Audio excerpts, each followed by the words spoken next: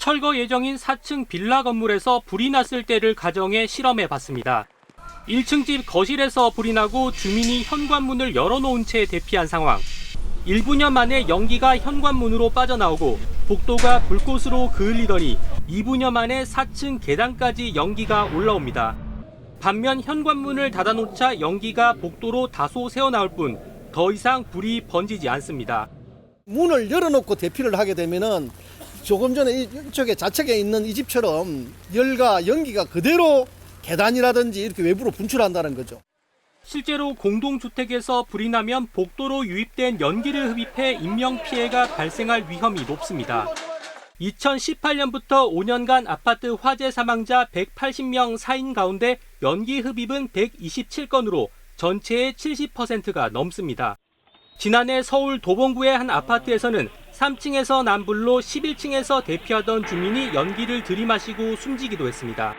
피난 계단에 연기가 올라오고 있음에도 불구하고 이제 사람들이 그 불안감을 참지 못하고 대피를 한다는 거죠. 그래서 이제 그 연기로 인한 일산화탄소 중독으로 인한 이제 사망 사고가 거의 대부분입니다. 따라서 무조건 대피하러 가기보다는 상황을 먼저 판단하고 대처를 하는 것이 중요합니다.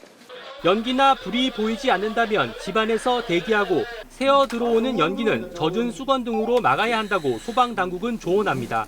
KBS 뉴스 정민규입니다.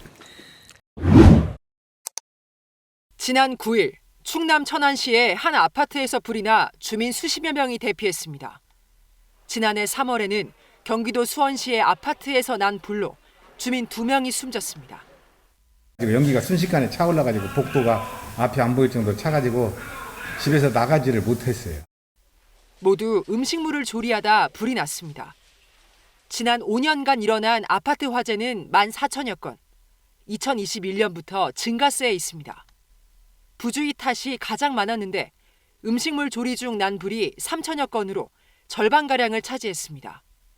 아파트 화재에 따른 사망자 가운데 70%가량은 연기를 마셔 숨졌습니다. 화재가 난 곳이 아닌 다른 층에서 대피하다가 일어난 사망과 부상도 대부분 연기 흡입 탓이었습니다. 화재로 발생한 연기는 아래에서 위로 확산되고 사람이 움직이는 속도보다 훨씬 빨리 퍼지기 때문입니다.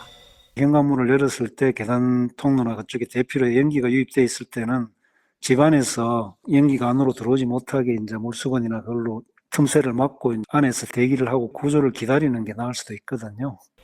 소방청은 주민들이 대피하기 어려운 심야에 인명피해가 집중됐다며 평소 대피로를 알아두고 대피 시에는 바깥 상황을 미리 파악하라고 당부했습니다. KBS 뉴스 이화진입니다.